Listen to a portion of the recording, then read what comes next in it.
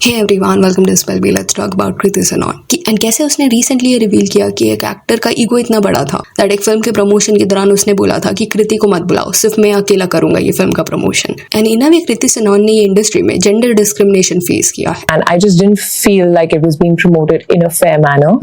The male actor was kind of deciding where I should come and where I shouldn't for the promotions, and I suddenly found that so weird and almost disrespectful. That तो इस interview में किस actor के बारे में कृति बात करी है? अभी अगर आप कृति का पूरा स्टेटमेंट सुनोगे तो क्लियरली यहाँ पे वो बता रही है कि एक्टर का डिमांड था कि वो अकेला ये करेगा, एक्ट्रेस को बुलाने की जरूरत नहीं है। अभी कृति का जो स्टेटमेंट था कि मेल एक्टर डिसाइड कर रहा था कि कृति को कहाँ पे आना चाहिए एंड कहाँ पे नहीं आना चाहिए, वो क्लियरली अनफेयर है। बट दूसरा चीज उसने जो बोला कि उसका भी फिर रिटर्न में रिस्पॉन्स ये था कि तुम्हें अकेले ये करना है, यू डोंट नीड मी, तो करो तुम। I was like, okay, fine, you think you don't need me for promotions, maybe you should promote alone.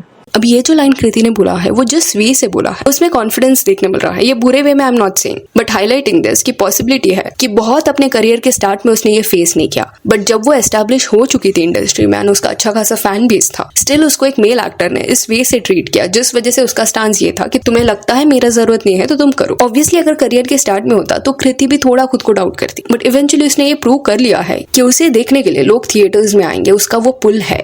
तो प्रमोशंस में अगर उसको यूज करते हैं तो वो एक एसेट ही होगी। तो ऑब्वियसली जो कॉन्फिडेंस है वो ओवर द इयर्स आया होगा, जिस वजह से ऐसा लग रहा है कि इनिशियल इयर्स में जो उसने फिल्में की थी, चाहे वो नागा चैतन्य के साथ हो, महेश बाबू के साथ हो या टाइगर के साथ हो, उनको थोड़ा रूल आउट किया जा सकता है। रीजन बीइंग उस पॉइंट पे वो इतनी एस्टैब्लिश नहीं थी एंड टाइगर के साथ जो कृति का बॉन्ड है वो अच्छा है। उसके बाद जो बीच में अपने करियर में उसने फिल्में की है, उन फिल्मों को देखे तो सर्टन ऐसी फिल्में देखने मिल रही है जिसमें पॉसिबिलिटी है कि उसके साथ ये हुआ। अभी आयुष्मान खुराना एंड राजकुमार राव के साथ जो फिल्म की थी कृति ने, बरेली की बर्फी, इसमें ये लोग प्रॉपर्ली उसको प्रमोट कर रहे थे साथ में, तो इस फिल्म को रूल आउट किया जा सकता है। आपको स्क्रीन पे कृति ने जितने फिल्म्स किए हैं वो देखने मिल जाएंगे। देन दिलवाले ये जो फिल्म है ये एक मल्टीकास्ट फिल्म थी। ऑब्वियसली उस पॉइंट पे मार्केटिंग स्ट्रेटेजी ये था कि SRK एंड काजल को पुश करना है एंड उस पॉइंट पे कृति सिर्फ ओवरशैडो नहीं हुई थी बट वरुण धवन भी ओवरशैडो हो गया था। तो दिलवाले भी वो फिल्म नहीं लग रही बिकॉज उसमें ऐसा नहीं था कि मेल एक्टर बोल रहा है कि मैं अकेले ही सब करूंगा प्रमोशन। जो भी प्रमोशन था उसमें या तो ये चारों लोग देखने मिल रहे थे या एटलीस्ट एक्टर एंड एक्ट्रेस, ये कॉम्बिनेशन तो देखने मिल रहा था। देन हाउसफुल 4 ये जो फिल्म किया वो अगेन मल्टी स्टारर फिल्म थी। देन पानीपत फिल्म जो है इसके प्रमोशंस के दौरान भी अर्जुन कपूर के साथ डिफरेंट लोकेशंस पे देखने मिल रही थी। सेम बच्चन पांडे ये फिल्म के साथ देखने मिल रहा है एंड एटलीस्ट अक्षय कुमार का इंडस्ट्री में हिस्ट्री अगर आप देखोगे तो प्रमोशंस के दौरान कोई भी क्यों ना हो, उनके साथ लीड रोल में हो या साइड रोल में हो, ये क्रेडिट उनको देना पड़ेगा दैट सबके साथ वो एंगेज करते हैं। तो ऐसी कई सारी फिल्में हैं जिसमें कृति सनोन ने अगर काम किया है तो बहुत स्मूथली फिल्म के प्रमोशंस जाते हुए दिखाई दिए हैं।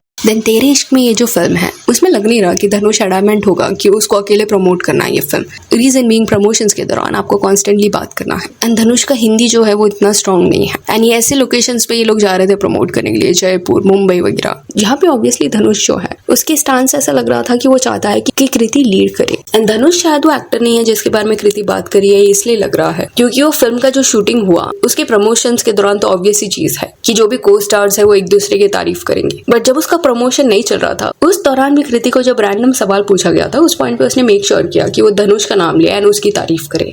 Any co-star who's surprised you with a performance? I always loved Dhanush's work.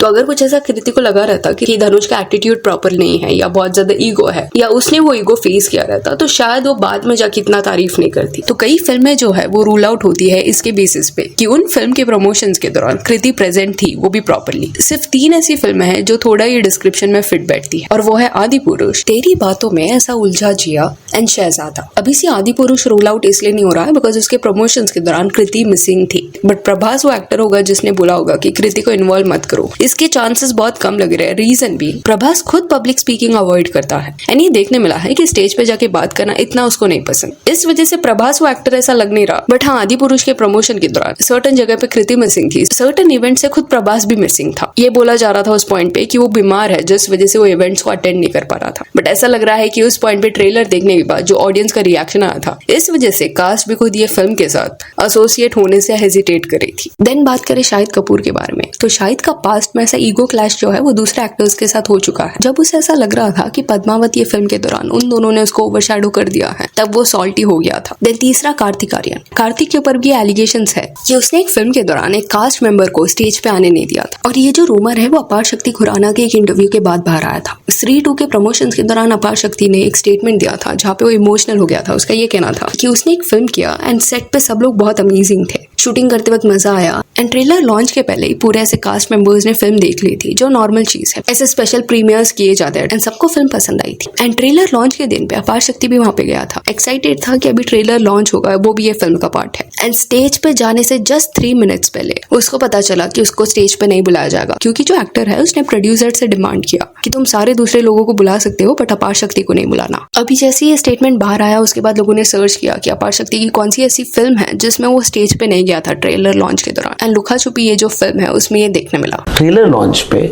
उस एक्टर ने 3 मिनट पहले ये बोल दिया प्रोड्यूसर के अपार should not be on the stage, trailer launch होगा, बाकी सब एक्टर्स को बुला लीजिए। अभी इट सीम्स एज इफ कि क्योंकि लुका छुपी ये फिल्म के वक्त अपार शक्ति का भी एक प्रोमिनेंट रोल था। अमेजिंग परफॉर्मेंस उसने दिया था, स्क्रीन प्रेजेंस उसका इतना अच्छा था कि उसको देखने में मजा आ रहा था। And it seems as if कि ट्रेलर लॉन्च के पहले प्रीमियर देखते वक्त ही कहीं ना कहीं कार्तिक को शायद ये रियलाइजेशन हो गया था कि अपार शक्ति शायद फ्रेम में उसको ओवर पावर कर रहा है एंड मे बी उसके ऊपर अटेंशन रहे या आउट ऑफ इनसिक्योरिटी उसने ये डिसीजन लिया होगा कि उसको मत बुला। देन शहजादा ये फिल्म के दौरान ये हुआ है कि कृति जो है वो कई सारे लोकेशन से मिसिंग थी। अभी शहजादी ये फिल्म में कार्तिक आर्यन भी को प्रोड्यूसर था, विच मीन्स उसके पास ज्यादा पावर था डिसाइड करने का कि कौन कहाँ पे जा सकता है। पॉसिबिलिटी है कि जो दूसरा प्रोड्यूसर है उसने बाद में जाके कृति को रिक्वेस्ट किया होगा कि प्लीज तुम भी ज्वाइन करो। बट हाँ, आपको कई सारे रील्स अभी स्क्रीन पे देखने मिल जाएंगे जो डिफरेंट लोकेशन से है, जैसे कि दिल्ली हो गया, वहां पे कार्तिक अकेला गया था प्रमोट करने के लिए एंड इसको ऐसे ही मार्केट किया जा रहा था कि इंडस्ट्री का शहजादा आ गया, उसका हाइप देखो।